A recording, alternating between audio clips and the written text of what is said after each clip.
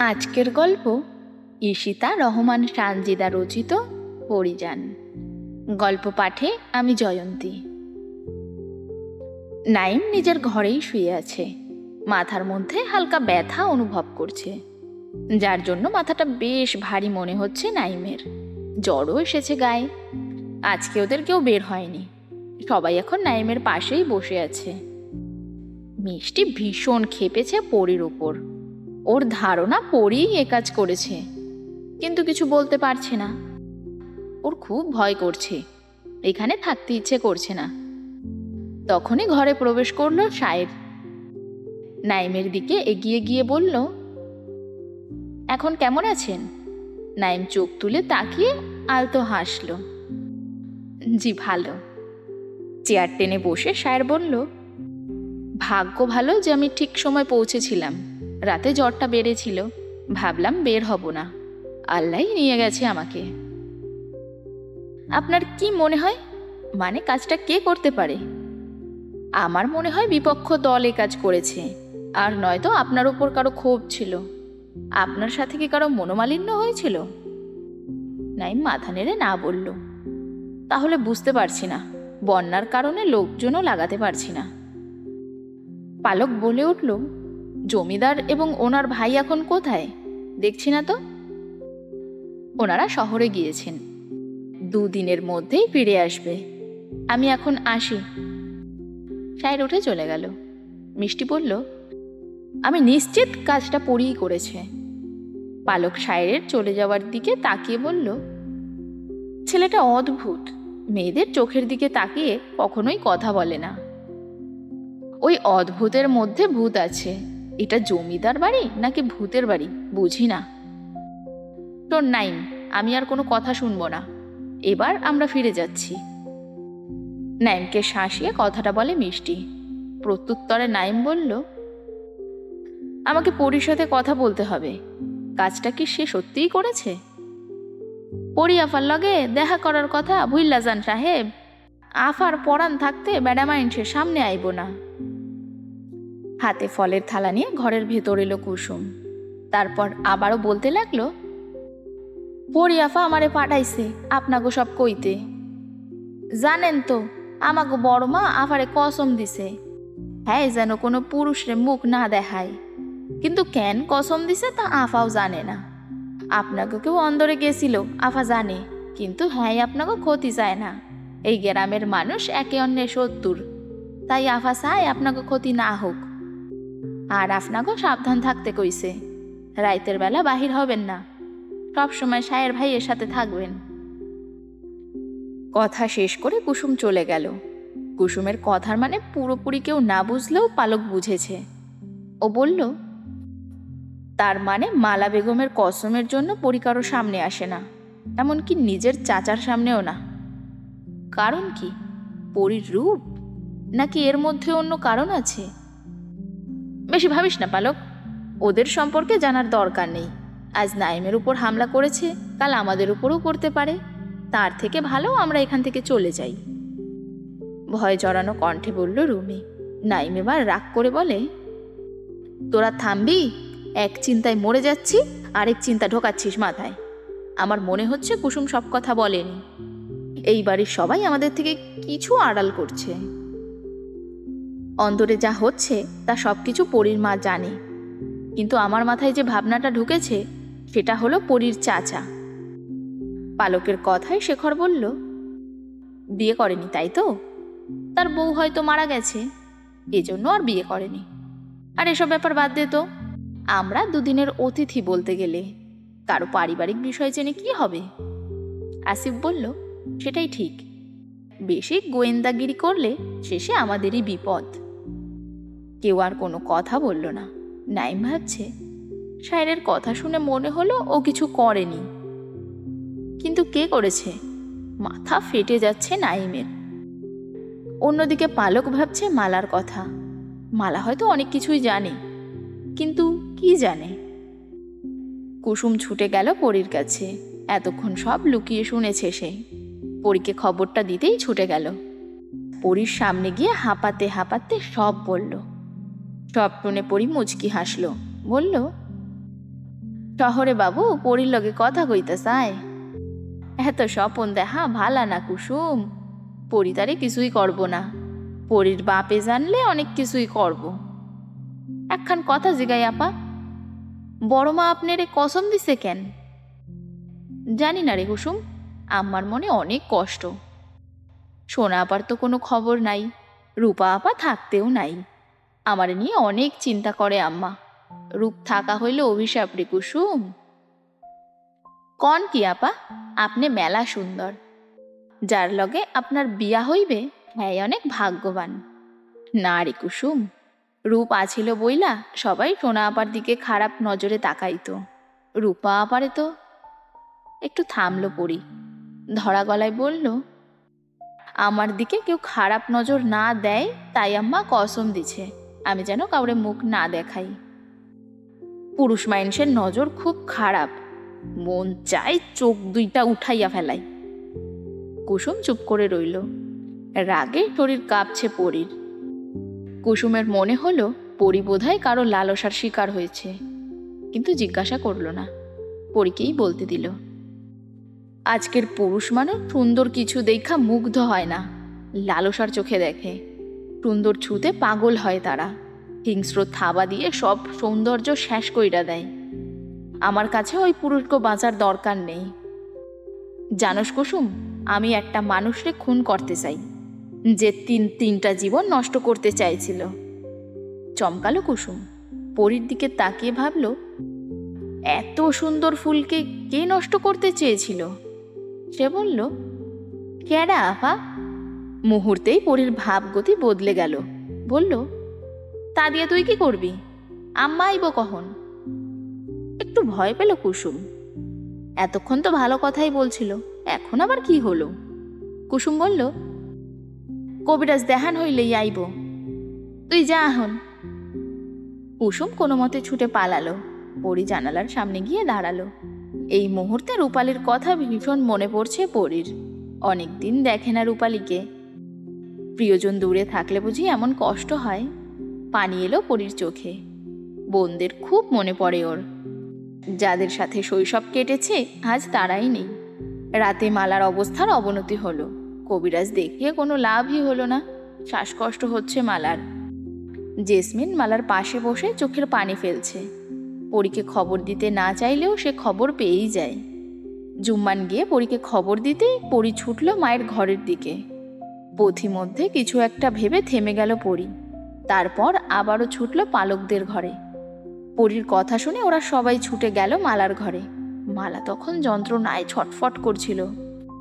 সবাইকে একসাথে আসতে দেখে জেসমিন আঁতকে ওঠে। পালক এগিয়ে এসে বলল, কি হয়েছে ওনার? আমাকে দেখতে দিন। জেসমিন বলে উঠল, তোমরা সবাই চইল্লা যাও, আপা এমনি ঠিক হইয়া যাইব। পরী খেপে গেল জেসমিনের উপর, বলল, বাধা দেন কেন? আমার আম্মা ভালো হইলে তো আপনার ক্ষতি, তাই না? আমার আম্মার যদি কিছু হয় তাইলে ভালো হইব না, ফেরা যান কইতাছি। জেসমিন কাঁদতে কাঁদতে পরীর হাত ধরে বলল, পরী তুমি চইল্লা যাও, আপার ভালো চাই দেখা কইতাছি। গর্জে উঠে পড়ি, হাত ছাড়েন আমার। ওই বুড়ি আর আপনি আম্মারে খালি কবিরাজের কাছে নিয়ে যান, যাতে আম্মা ভালো না হয়। আমি এইবার সব বুঝছি। আপনাকে কারণে আমি আম্মার ঘরে আইতে পারি না। আম্মা আগে ভালো হোক, তারপর ওই বুড়িরে আমি ওনার স্বামীর কাছে পাঠাইয়া দিব। ডাক্তার আপা, আপনি আম্মারে দেখেন। মাথা নেড়ে পালক কাছে যেতেই জেসমিন আবারও না করছে। উপস্থিত সবাই অবাক হচ্ছে, জেসমিন এরকম করছে কেন? পরী বারবার অপমান করছে, তবুও জেসমিন মানছে না। শেষে পরী আর রুমি টেনে ঘরের বাইরে নিয়ে এলো জেসমিনকে। মিষ্টিও চলে এসেছে। ঘণ্টাখানেক পালক ছিল মালার কাছে। মালাকে একটু সুস্থ করে পালক বাইরে আসতেই পরী বলল, কি হয়েছে আম্মার? আম্মা ভালো হইব তো? পালক কিছু না বলে জেসমিনকে ডেকে ভেতরে নিয়ে গেল, বাকিদের বাইরে অপেক্ষা করতে বলল। পরীর আর তর্স হয়েছে না। রুমি পরীকে সান্ত্বনা দিল, কারণ মেয়েটা শব্দ করে না কাঁদলেও চোখ থেকে পানি ঝরছে। বেশ কিছুক্ষণ পর পালক এসে পরীকে বলল, পরী, তোমার মায়ের অবস্থা ভালো না, শহরে নিয়ে গেলে তোমার মা ভালো হয়ে যাবে। যা করার জলদি করতে হবে, কবিরাজ তোমার মাকে ভালো করতে পারবে না। পরীর ভয় হলো মালাকে নিয়ে। মালার কিছু হলে পরী কাকে নিয়ে থাকবে? শরীর ঝাঁকুনি দিয়ে উঠল। চেষ্টা করেও নিজেকে শক্ত রাখতে পারছে না পরী। মায়ের প্রতি সব মেয়েরাই দুর্বল। সব কষ্ট তারা হাসি মুখে মেনে নিলেও মায়ের কষ্ট মানতে পারে না। নারীর মন কোমল পদ্মের ন্যায় পরিস্ফুটিত। মায়ের জন্য মন চোখ দুটোই কাঁদছে পরীর। নিজেকে আজ দুর্বল মনে হচ্ছে। পালক পরীর কাঁধে হাত রেখে বলল, চিন্তার কোনো কারণ নেই পরী, ভালো ডাক্তার দেখালে তোমার মা ভালো হয়ে যাবে। পরী কৃতজ্ঞতার সহিত পালকের দিকে তাকালো। পালক সৌজন্যমূলক হাসি দিল। ঘরে গিয়ে পালক কারো সাথেই কোনো কথা বলল না। সকালে কারো চিল্লানোর আওয়াজে ঘুম ভাঙে পালকের। বাইরে এসে দেখে মালা পরীকে মারছে, চুলের মুঠি ধরে মেরেই যাচ্ছে। জেসমিন মালার হাত ধরে টানছে, ছাড়ানোর চেষ্টা করছে, কিন্তু পারছে না। পালক নিজেও দৌড়ে গেল, পরীকে ছাড়িয়ে বলল, কি করছেন? এভাবে কেউ মারে নাকি? ওরে মাইটা ফেলামো আমি। পরীর ভালা আসিল না দেখা কাইল কিছু কইতে পারি নাই। বড় মাইনসের মুহে মুহে তর্ক করা শিখছে ও। এমন মাইয়া লাগবো না আমার। পরী বলল, সবসময় আমার লগে এমন করেন কেন আম্মা? আমি আপনার ভালো চাই দেখা? মালা পরীকে থামিয়ে বলল, তোরে আমার ভালা দেখতে হইব না, তোর মুখ বন্ধ রাখলেই আমার ভালা। আল্লাহ কেমন মাইয়া আমার পেটে দিলা। মালা বিলাপ করতে করতে চলে গেল। পরীর আগে ফুসতে ফুসতে নিজের ঘরে চলে গেল। জেসমিনের সাথে খারাপ ব্যবহার করার জন্য প্রায় পরী মার খেত, আজ তার ব্যতিক্রম হলো না। মায়ের এরকম আচরণ পরীর ভালো লাগে না। আফতাব বিকেলে বাড়ি ফিরে এসেছে। কালকে আসার কথা ছিল, কিন্তু আজকে হুট করেই চলে এসেছে। মালার অসুস্থতার খবর পালক নিজে আফতাবের কাছে বলল। এও বলল সে যেন মালাকে নিয়ে শহরে ভালো ডাক্তার দেখান। নিজের পরিচিত একজন ডাক্তারের ঠিকানাও পালক দিয়ে দিল আফতাবকে। আফতাব দেরি করল না, পরদিন সকালে চলে গেল মালাকে নিয়ে। পরীকেও জানানো হলো না। মালাকে নিয়ে শহরে যাওয়া হয়েছে, সাথে আফতাবও গিয়েছে। এ কথা জানার পরেও পরী স্থির। অন্দরের উঠোনে মোড়া পেতে জুম্মানের সাথে বসে বসে পেয়ারা খাচ্ছে। ব্যাগ নিয়ে বের হয়েছে পালক। পরীকে দেখে পালক একটা মোড়া টেনে বসে বলল, তোমার মাকে শহরে নিয়ে গেছে তোমার বাবা, জানো? সকালে কুসুম কইল। আচ্ছা পরী, তোমার মা কবে থেকে এরকম অসুস্থ? পরী খাওয়া বন্ধ করে দিয়ে বলে, আম্মার অসুখ করলে কাউরে জানায় না, এমনকি আমারেও না। আম্মা কয় বড় বউগোনাকেই এমনি সব ত্যাগ করতে হয়। কথাটা বলতে গিয়ে তাচ্ছিল্য করে হাসল পরী। পালক মুচকি হাসল। মেয়েরা যখন থেকে কোনো বাড়ির বউ হয়ে পা রাখে, তখন থেকেই সে বাড়ির সুখের কারণ হয়ে দাঁড়ায়, আর দুঃখগুলো ঘরের ময়লার ন্যায় ঝাড় দিয়ে বাইরে ফেলে দেয়। বাড়ির সকলের খেয়াল রেখে আর সময় থাকে না নিজের একটুখানি যত্ন নেওয়ার। হ্যাঁ, এটাই নারীর সংসার। নিজের গায়ে দাগ পড়লেও সংসারে এতটুকু দাগ লাগতে দেওয়া যাবে না। মিষ্টি আর রুমে আসতেই পালক উঠে দাঁড়ালো। পরীর দিকে ফিরে তাকিয়ে বলল, ফিরে এসে তোমার সাথে অনেক গল্প করব পরী। জবাবে পরী মাথা দোলায় শুধু। ওরা চলে যেতে জুম্মান হেসে বলে, এই আপা অনেক ভালা, তাই না আফা? জুম্মানের কথায় পরীও সায় দিল। তারপর নিজের কাজে মন দিল। পালকের মনটা ভালো নেই, কেমন যেন অস্থির অস্থির লাগছে। বৈঠক ঘরের উঠোনে পা রাখতেই টায়ারের সাথে দেখা। কিছু বলতে চেয়েও বলল না পালক। পাঞ্জাবির হাতা গোটাতে গোটাতে নৌকায় উঠে সে। আজকে সবাই এক নৌকোতেই যাচ্ছে। সবাই চুপ করে আছে, শুধু পানিতে বৈঠা ফেলার আওয়াজ ভেসে আসছে। নীরবতা ভেঙে নাইম বলে উঠল, বুঝলেন শায়র সাহেব, জমিদার বাড়িটা ভীষণ অদ্ভুত। বিশাল বড় বাড়িতে মাত্র হাতে গোনা কয়েকজন থাকে, কেমন ভুতুরে বাড়ি মনে হয়। বাইরের দৃশ্য দেখছিল শায়ের। নাইমের কথা শুনে মুচকি হাসল, বলল, এখন ভূতের বাড়ি মনে হলেও এক সময় লোক লস্করে পূর্ণ ছিল এই বাড়ি। মাঝখান থেকে বন্যাই সব গুলিয়ে দিল। কথাটা বলে আবারও বাইরের দিকে তাকায় শায়ের। নাইম আর কিছু বলল না। ভাবলো শায়েরের মন হয়তো ভালো নেই। পালক শায়েরকে দেখছে। শায়েরের গোমরা মুখটা ওর ভালো লাগছে না। এমনিতেও খুব একটা হাসে না শায়ের। আজকে নিশ্চয়ই কিছু হয়েছে। বাগান বাড়িতে পৌঁছে পালক গেল শায়েরের পিছু পিছু। পালককে নিজের সাথে আসতে দেখে দাঁড়ালো শায়ের। পিছন ফিরে বলল, কিছু বলবেন? পালক সহসা স্বীকারোক্তি দিল, হ্যাঁ। শায়ের সোজা হয়ে দাঁড়ালো। পালক জিজ্ঞাসা করে, আপনার মন খারাপ? তখন থেকে দেখছি চুপচাপ। শুধু কি এইটুকুই জানতে চান? শায়েরের প্রশ্নে অস্বস্তি বোধ করলো পালক। কথা গুলিয়ে ফেলে সব। আমতা আমতা করতে লাগলো সে। পালকের অবস্থা দেখে শায়ের বলল, আমার চোখ দুটোকে সস্তা ভাববেন না মিস পালক সরকার। আমার এক অদ্ভুত ক্ষমতা আছে, সেটা আপনি জানেন না। সেটা হলো আমার চোখে যার চোখ পড়ে তার মনের কথা আমার চোখ পড়ে নেয়। পালকের মনে ঝংকার তুলে চলে গেল শায়ের। থরথর করে কাঁপছে সে। ভাবছে, তাহলে কি শায়ের ওর অনুভূতিগুলো বুঝতে পেরেছে? না হলে তো এভাবে বলতো না। ওষ্ঠ কোণে হাসি ফুটল পালকের। হাতের অ্যাপ্রন শক্ত করে ধরে নিজের চেয়ারে বসলো। এখনো তো শায়েরকে কিছু বলেনি, তাতেই এত খুশি পালক?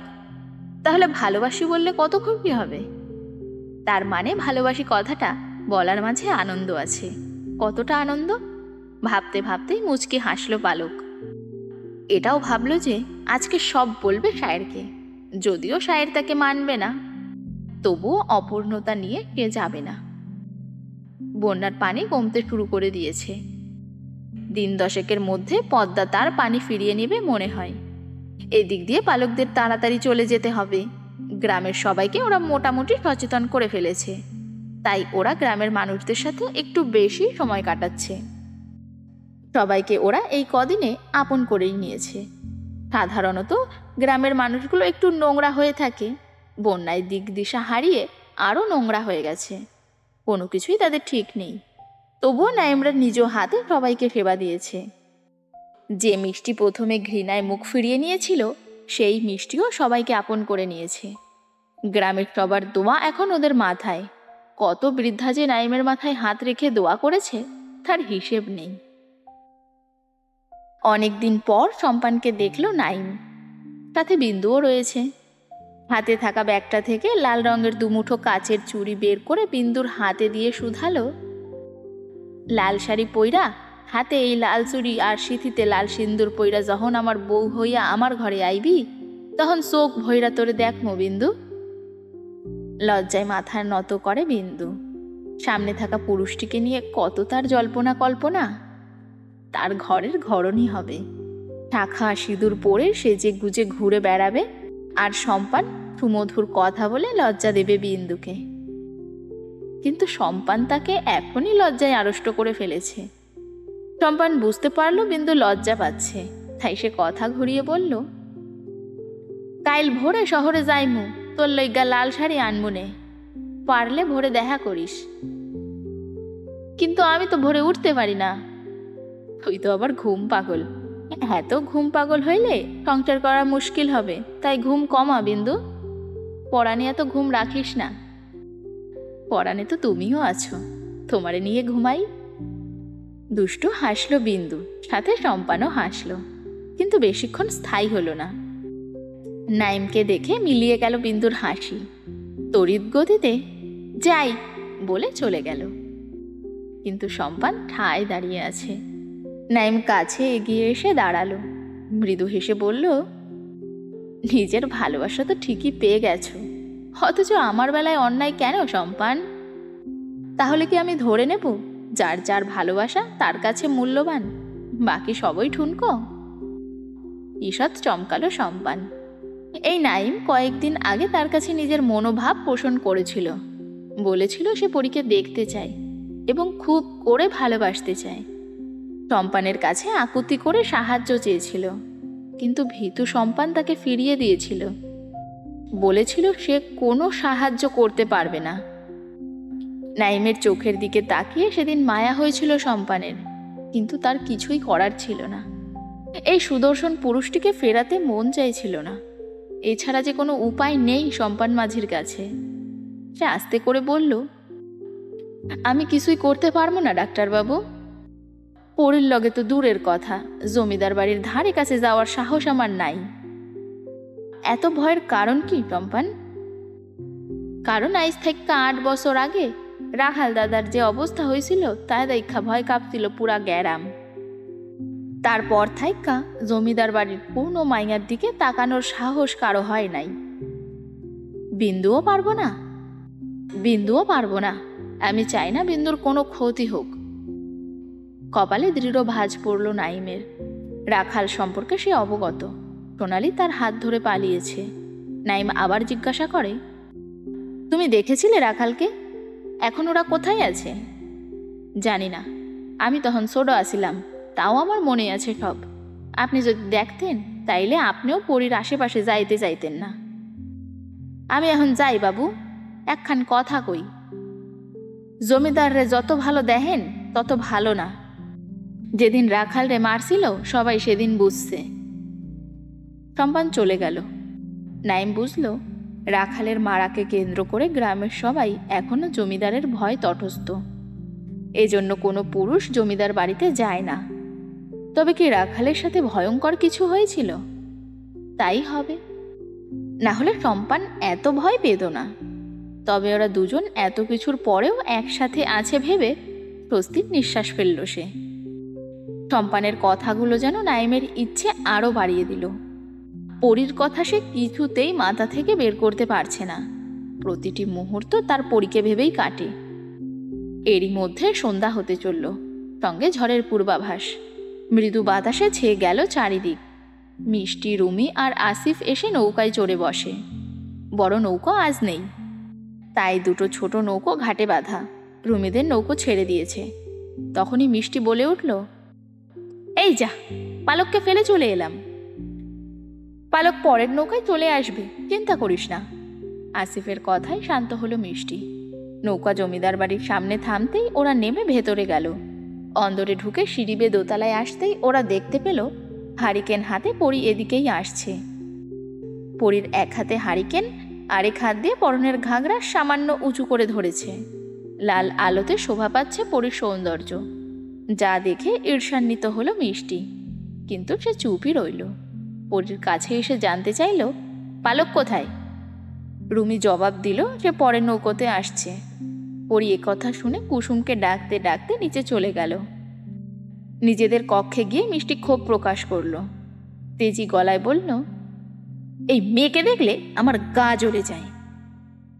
ওর মতো সুন্দর না তুই, এর জন্য না, ওর মতো সুন্দর হতেও চায় না।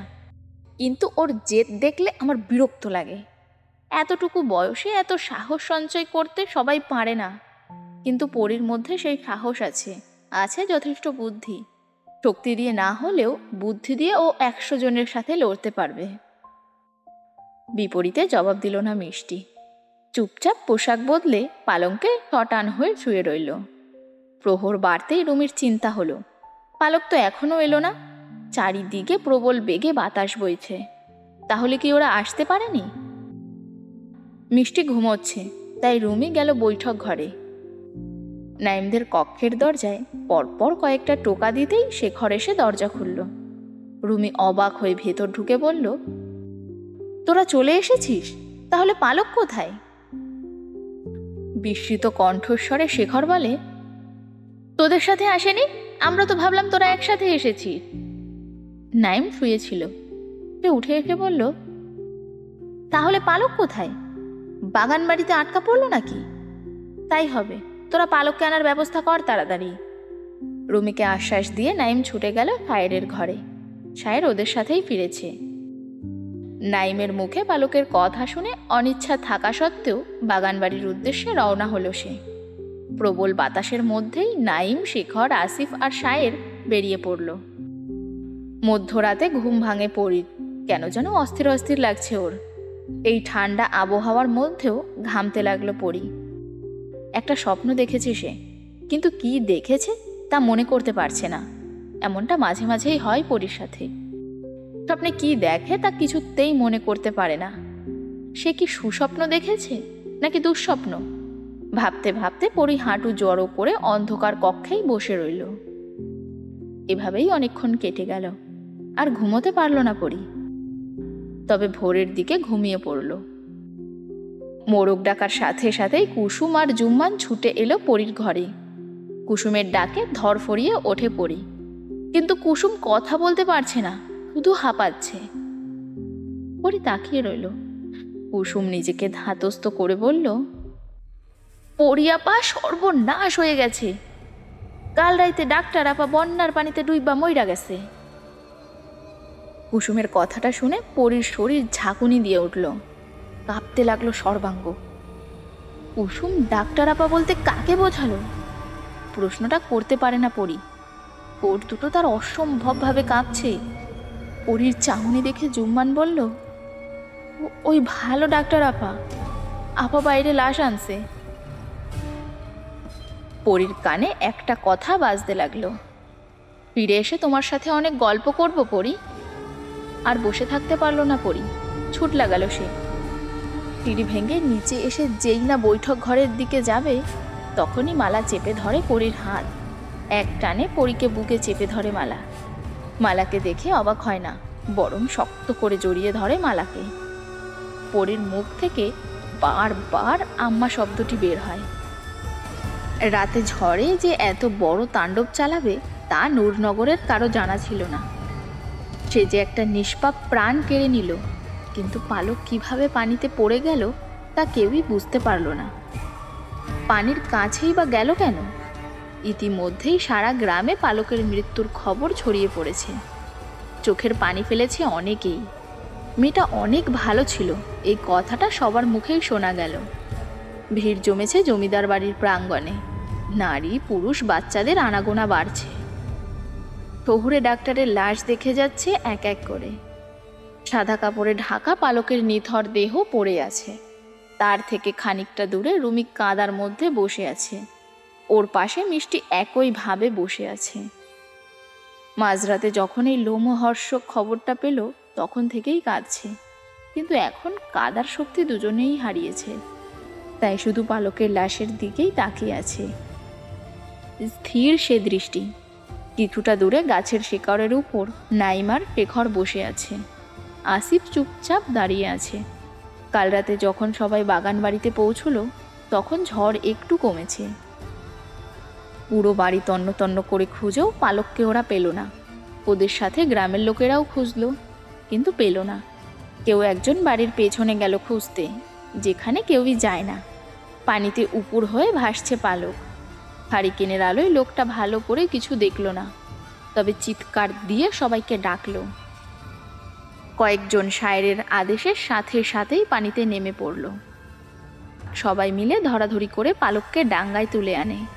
নাইম দ্রুত পালকের হাত ধরে, কিন্তু পরক্ষণেই ছেড়ে দিয়ে নিজের শরীরের ভর ছেড়ে দিল মাটিতে। চোখ থেকে কয়েক ফোঁটা পানি গড়িয়ে পড়ল। শেখর আসিফ বুঝেও ছুটে গিয়ে পালকের হাত ধরল, এবং ওরাও নাইমের পাশে বসে পড়ল। এটুকু সময়ের মধ্যে কি হয়ে গেল? রাতেই পালককে জমিদার বাড়িতে নিয়ে আসা হয়। রুমি মিষ্টি এসে পালকের লাশ দেখেই কাঁদতে লাগলো। ওভাবেই সকাল হয়ে গেল। নাইম পালকের দিকে শান্ত চোখে তাকিয়ে আছে। এই পালকের সাথে কত মজা করেছে ওরা। একসাথে ক্লাস করেছে, গল্প করেছে, একসাথে ডাক্তার হওয়ার স্বপ্নও দেখেছে। কত আনন্দ করে 6 জন এই গ্রামে এসেছিল। এখন ফিরতে হবে 5 জনকে। ভাবতেই অবাক লাগছে। নাইমের এখনো বিশ্বাস হচ্ছে না যে পালক আর নেই, পানিতে ডুবে মারা গেছে। কি অদ্ভুত! যে পানি মানুষের জীবন বাঁচায়, সেই পানি মানুষের জীবন কেড়ে নেয়। পালকের মৃত্যুটা শায়েরও মানতে পারছে না। হঠাৎই এরকম ঘটনা ঘটে যাবে তা সে ভাবতেও পারেনি। তাছাড়া মেয়েটার সাথে কালোর বেশ কিছুক্ষণ কথা হয়েছিল। তাকিয়েছিল শায়েরের দিকে, অথচ কিছু সময়ের ব্যবধানে মেয়েটা আর নেই। আর কথা বলবে না। যে চোখে শায়ের পালকের অনুভূতি পড়েছিল, সে চোখ জোড়া আর খুলবে না। কিছুক্ষণ দাঁড়িয়ে থেকে শায়ের গেল আফতাবের সাথে কথা বলতে। মালাকে নিয়ে আফতাব ভোরে ফিরেছে। পালকের খবর পেয়ে মালাও কেঁদেছে। মেয়েটা সত্যিই খুব ভালো ছিল। এভাবে মেয়েটা পৃথিবী ছাড়বে তা মালাও বোঝেনি। অন্দরের বারান্দায় পরীকে বুকে জড়িয়ে বসে আছে মালা। জেসমিন, কুসুম আর জুম্মানও আছে। বেশ কয়েকজন মহিলাও এসেছে। ওদের দেখে আবার চলে যাচ্ছে। পরী এখনও মালাকে ধরে রেখেছে। অনেক দিন পর মায়ের বুকে মাথা রেখেছে সে। হঠাৎ পালকের কথা মনে পড়তেই মাথা তুলে তাকালো, বলল, আম্মা, ডাক্তার আপা। চুপ থাক পরী, কথা কইস না। যা হওয়ার তা হইছে, তুই শান্ত থাক। চোখ থেকে ফোঁটা ফোঁটা অশ্রু বের হতে লাগলো। সে বলল, আম্মা, ডাক্তার আপা কইছিল আমার লোকে গল্প করবে, কিন্তু সে তো আর আইলো না আম্মা। আমার অনেক কষ্ট হইতাছে আম্মা। মালা মেয়ের মাথায় হাত বুলাতে বুলাতে বলল, কান্দিস না পরী, আমার মাইয়া তো নরম না, এত কান্দেও তো না, তাইলে এত কান্দিস কেন?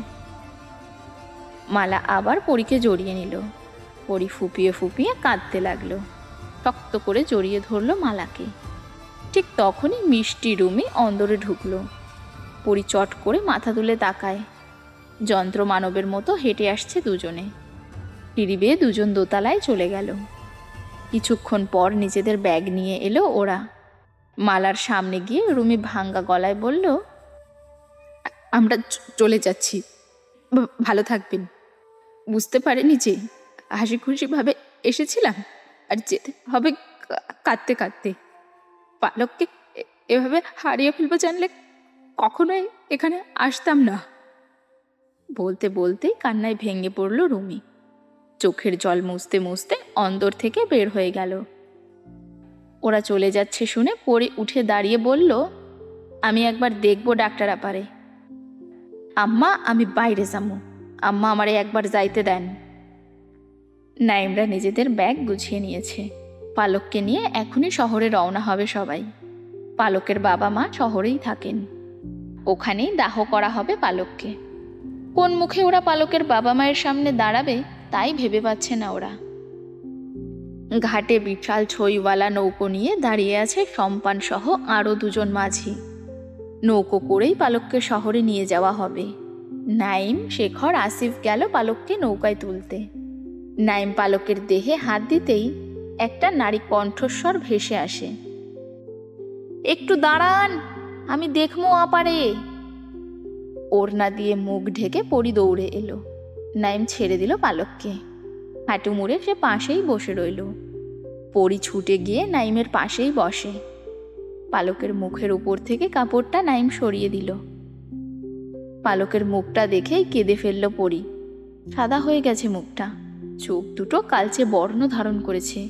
কি জানি কতক্ষণ পানিতে ছিল। মলিন কোমল দেহটা শান্ত হয়ে আছে। পরী আলতো করে পালকের গালে হাত রাখল। শরীর বরফের ন্যায় ঠান্ডা। অনেক কষ্ট হয়েছে আপনার, তাই না আপা? এখন আপনি শান্তিতে ঘুমান, কেউ বিরক্ত করব না। একটা কথা মনে রাখেন, এই পরী আপনার কথা কোনো দিন ভুলবে না। সোনা আপার মতো আপনিও আমার আরেক আপা। ভালো থাকেন। দুফোঁটা অশ্রু বিসর্জন দিয়ে উঠে দাঁড়ালো পরী। পিছিয়ে এলো পালকের থেকে। নাইম হাত বাড়িয়ে দিল পালকের দিকে। তিনজন মিলে পালককে ধরে নৌকোতে তুলল। টায়ার যাচ্ছে ওদের সাথে। সবাই নৌকায় বসতেই সম্পান বৈঠা ফেলল। পরী দৌড়ে ঘাটে গেল। অশ্রুসিক্ত নয়নে তাকিয়ে রইল। নাইম চোখ ঘুরিয়ে তাকালো পরীর দিকে। চোখ দুটো ছাড়া আর কিছুই দেখা যায় না। হয়তো এই গ্রামে আর আসা হবে না ভেবে দীর্ঘশ্বাস ছাড়ল নাইম। বেশিক্ষণ দাঁড়ালো না পরী। কুসুম এসে টেনে নিয়ে গেল পরীকে। এখানে থাকাটা ঠিক হবে না। আজকে নৌকার সবাই চুপ। মনে হচ্ছে নৌকায় কেউ নেই, শুধু সবার শ্বাস প্রশ্বাস শোনা যাচ্ছে, ভারী সে নিঃশ্বাস। মিষ্টি পালকের মাথায় হাত রেখে বলল, কখনো ভাবিনি তুই এভাবে আমাদের ছেড়ে চলে যাবি। আমরা তো তোকে খুব ভালোবাসি বালক। কেঁদে ওঠে মিষ্টির সাথে রুমিও। কিন্তু নাইম, শেখর, আসিফ স্থির। ওদেরও ইচ্ছে করছে কাঁদতে, কিন্তু পুরুষদের যে কান্না মানায় না। অশ্রু শোভা পায় নারীর চোখে, পুরুষের চোখে থাকে কঠোরতা। তাই ওরা তিনজন পুরুষ চুপ করেই বসে রইল। সায়ের পাশে দাঁড়িয়ে আছে, মাঝে মাঝে পালকের দিকে তাকিয়ে গভীর ভাবনায় নিমজ্জিত হচ্ছে, আবার বাইরের দৃশ্য দেখছে। অন্দরের বারান্দায় পা ছড়িয়ে বসে আছে পরী। পরনের খাগড়াটা হাঁটু অবধি উঠে আছে, ওড়নাটা পাশে পড়ে আছে। অবুজের ন্যায় বসে আছে পরী। অনুভূতিহীন চাহনিতে তাকিয়ে আছে পেয়ারা গাছটির দিকে। সেখানে একটা হলদে পাখি বসে আছে। পাখিটার নাম পরীর অজানা। একটা পাকা পেয়ারা খাচ্ছে পাখিটা। পরী দিক বেদিক ভুলে পাখিটা দেখায় মগ্ন হয়ে আছে। পরীর ইচ্ছে হচ্ছে পাখি হতে। না থাকবে পরিবার, না থাকবে কষ্টের পাহাড়। এমন সময় লাঠি ভর দিয়ে আবিরজান আসলো। তিনি সব সময় নিজের কক্ষেই থাকেন, খুব একটা বের হন না। পালকের খবর শুনে তিনি বের হয়ে এসেছেন। এতক্ষণ মালার ঘরেই ছিলেন, নিজের ঘরে যাচ্ছিলেন। পরীকে ওরকম অবস্থায় দেখে লাঠির খোঁচা দিয়ে বললেন, ওই মাইয়া, এমনি কাপড় উঠাইয়া বইসস কে? পাও ঢাক কইতাছি, তোর বাপে আইসা পড়ব। কি মাইয়া যে হইছে আল্লাহ জানে। ওই কথা হইনস না? দাদির চেঁচামেচিতে পাখিটা উড়েই গেল, যার দরুন বিরক্ত হলো পরী। কোনো কথা না বলে ওড়না হাতে নিয়ে উঠে দাঁড়ালো, দৌড়ে চলে গেল ছাদে। পাঁচিল ঘেঁষে দাঁড়ালো সে। উদাস উদাস লাগছে পরীর। ও নিজেই চেয়েছিল শহুরে ডাক্তাররা চলে যাক, আজ তাই হলো। কিন্তু ওদের চলে যাওয়াকে মানতে পারছে না পরী। পালকের কথা মনে পড়তেই কান্না আসছে ওর বারবার। জুম্মানের মুখে পরী একদিন শুনেছিল ভালো মানুষ নাকি বেশি দিন বাঁচে না। কথাটা জুম্মানকে ওর মাদ্রাসার হুজুর বলেছিল। পরী ভাবল পালক ভালো ছিল বলেই অকালে হারিয়ে গেল। সারাদিনে কিছুই মুখে তুলল না পরী। মালা এসে জোরাজুরি করেও পরীকে খাওয়াতে পারল না। নিজ কক্ষের এক কোণে চুপটি করে বসে আছে পরী। জুম্মান তখন পরীর ঘরে ঢুকলো হাতে একটা লাঠি নিয়ে। পরীর সামনে গিয়ে দাঁড়িয়ে বলল, আফা দেহ পানি অনেক কমে গেছে, আমি লাঠি দিয়া মাপছি। পরী ঘুরে তাকালো জুম্মানের দিকে। লাঠির মাঝখান বরাবর ধরে দেখালো জুম্মান। পরী মৃদু হেসে বলল, ভালো বুদ্ধি তো তোর। এমনি পানি মাপা শিখাইলো কে তোরে? নাইম ডাক্তার বাবু। ও আচ্ছা, উনি কি ডাক্তার গো দিয়াইছে? জুম্মান চোখ কুচকে বলে, উনি কে আপা? আরে ওই যে আব্বার লগে থাকে, পাঞ্জাবি পইরা থাকে, চোখে সুরমা পড়ে। জুম্মান এবার খিলখিল করে হাসতে লাগলো পরীর কথা শুনে। তা দেখে পরীর রাগ হলো, বলল, হাসস কেন? আমি কি হাসার কথা কইছি? সোজাসুজি কইলেই তো পারো, শায়ের ভাই। তা না কইয়া কি কইতাছো? আসে নাই শায়ের ভাই, মনে হয় রাত হবে। আইলে গিয়ে খবর আনবি কি হইল। জুম্মান মাথা নেড়ে জানান দিল সে কাজটি করবে। তারপর দৌড়ে গেল লাঠিটা পানির মধ্যে পুঁততে। নাইম জুম্মানকে শিখিয়েছিল এইভাবে পানি মাপতে হয়। খুব সহজেই জুম্মান শিখে নিয়েছে। সে খুশিও হয়েছে নাইমের প্রতি। সন্ধ্যা নামতেই মাগরিবের নামাজ পড়ার জন্য অজু করতে কলপারে গেল মালা। কিন্তু সে অবাক হলো পরীকে আসতে দেখে। পরী এসে অজু করতে লাগলো। নামাজ পড়বি? মায়ের প্রশ্নের জবাবে পরী ছোট্ট করে বলে। মালা ভরকায়। পরীকে অনেকবার কি নামাজ পড়তে বলেছিল, কিন্তু পরীর কোনো হেলদোলই নেই। মালা বলল, নামাজ পড়লে সব ওয়াক্ত পড়তে হবে কিন্তু। পরীর ততক্ষণে অজু করা শেষ। ও উঠে দাঁড়িয়ে বলল, আমি এখন থাইক্কা প্রতিদিন নামাজ পড়বো আম্মা। আমার সব প্রিয় মানুষগুলোর লইগ্গা দোয়া করুম। মালা আর কথা বলল না। দাদির জন্য বালতি করে অজুর পানি নিয়ে পরী চলে গেল। মালা চেয়েই রইল মেয়ের যাওয়ার পানে। মেয়েকে নিয়ে বড়ই দুশ্চিন্তা মালার। শুধু রাগ আর জেদ দেখাতেই পারে, বুদ্ধিশুদ্ধি একেবারেই নেই। এ নিয়ে মালার যত চিন্তা। রাত যখন একটু গভীর হয়, জুম্মান এসে খবর দিল শায়ের এসেছে। কিন্তু সে শায়েরের সাথে কথা বলতে পারেনি। আফতাব আর আখিরের সাথে কথা বলছিল শায়ের তখন। জুম্মান আরো বলল, কাকা শায়ের ভাইরে গালাগালি করতাছে। পরী চট করে বলে উঠল, কেন? ভাই সব দেখে রাখতে পারলো না কেন? ডাক্তার আপা মরলো কেমনে? আরো কত কথা। এই কাকাই অনেক শয়তান রে আপা, সুযোগ পাইলেই ভাইরে গালাগালি করে। আখিরের নামটা শুনতে ইচ্ছে করে না পরীর, নিজের কাকা বলে সম্মানও দেয় না। এই লোকটার প্রতি ঘৃণা ছাড়া কিছুই আসে না পরীর। আজ এমনিতেও মন ভালো নেই ওর, তাই আর বেশি কিছু ভাবল না পরী, চুপচাপ শুয়ে পড়ল।